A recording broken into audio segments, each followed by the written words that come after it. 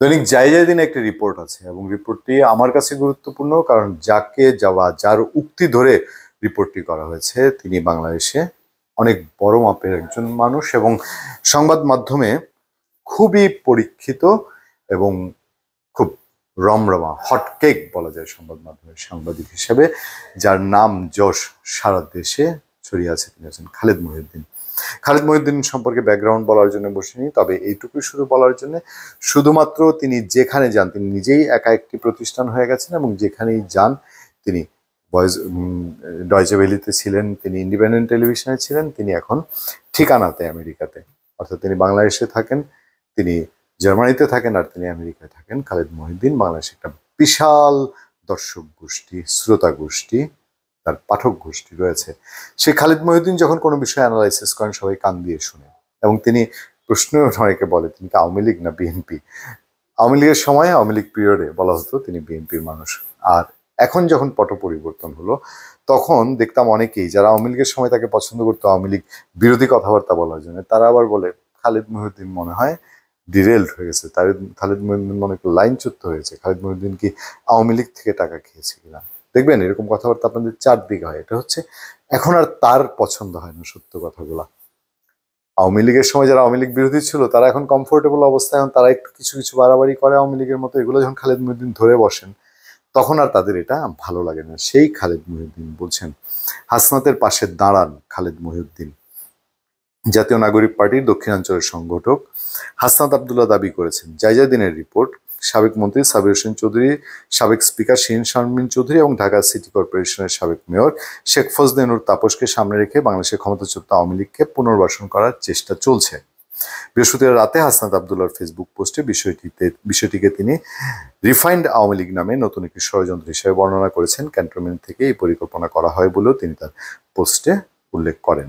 এরপর রাত থেকেই সামাজিক যোগাযোগ মাধ্যমে চলছে তুমুল আলোচনা, বলা চলে এটি এখন টক অব দ্য কান্ট্রি। এই নিয়ে জনপ্রিয় সংবাদ উপস্থাপক খালেদ মহিউদ্দিন তার ফেসবুক অ্যাকাউন্টে একটি পোস্ট করেছেন। কি পোস্ট করেছেন? পোস্টে খালেদ মহিউদ্দিন লিখছেন, হাসনাত আবদুল্লাহ যে সাহসটা দেখালো, যে প্রলোভন অগ্রাহ্য করলো, সেটা বাংলাদেশের ইতিহাসে বিরল। তার পাশে ছাত্র জনতাকে দাঁড়াতে হবে। হাসনাত আবদুল্লাহ এবং তার ফলোয়াররা ইতিমধ্যেই আবার স্কুল কলেজের শিক্ষার্থীদের জুলাইয়ের মতন, আগস্টের মতন নামতে আহ্বান জানিয়েছে মাঠে। যদিও শুক্রবার দিনটা মোট হিসাবে এটা ফ্লপ কিনা এটা সাধারণ মানুষ বলবেন বা সাধারণ ভিউয়াররা বলবেন, কারণ উপস্থিতির দিক থেকে এটাকে খুবই ওই জুলাই আগস্টের সঙ্গে তুলনা করলে একদম ক্ষুদ্র পরিসরে উপস্থিতি দেখা গেছে। বিচ্ছিন্ন যেই মিছিল টিছিলগুলো হয়েছে হাতে গোনা 2-4-500 সর্বোচ্চ, আর না হলে দেখা গেছে 20-40-50-100 মানুষের কিছু টুকটাক মিছিল, বিচ্ছিন্ন মিছিল তাও। আচ্ছা, উল্লেখ্য গত বছর 5 আগস্ট আওয়ামী লীগ সরকার পতনের পর থেকেই দলটিকে রাজনীতি থেকে নিষিদ্ধ ঘোষণার দাবি উঠে আসছে। তাদের পুনর্বাসন প্রসঙ্গে হুঁশিয়ারি দিয়ে আসছে আন্দোলনে অংশ নেওয়া ছাত্র নেতা, অন্যান্য কয়েকটি রাজনৈতিক দলের নেতা সহ বিভিন্ন পক্ষ। আন্দোলনকারী ছাত্রদের চাপের মুখে আওয়ামী লীগের সহযোগী সংগঠন ছাত্রলীগকে গত অক্টোবরে নিষিদ্ধ করা হয়। লাস্ট লাইনটা আমার একটু বলার আছে। দেখেন, আমি সবসময় বলি আইনের দিক থেকে, গণভোটের দিক থেকে, সাংবিধানিকভাবে বা ইন্টারন্যাশনালি স্বীকৃত পন্থায় কোনো রাজনৈতিক দল, রাজনৈতিক সংগঠন নিষিদ্ধ করলে বলার কিছু নাই, বা সশস্ত্র জঙ্গি সংগঠন নিষিদ্ধ হলে বলার কিছু নেই।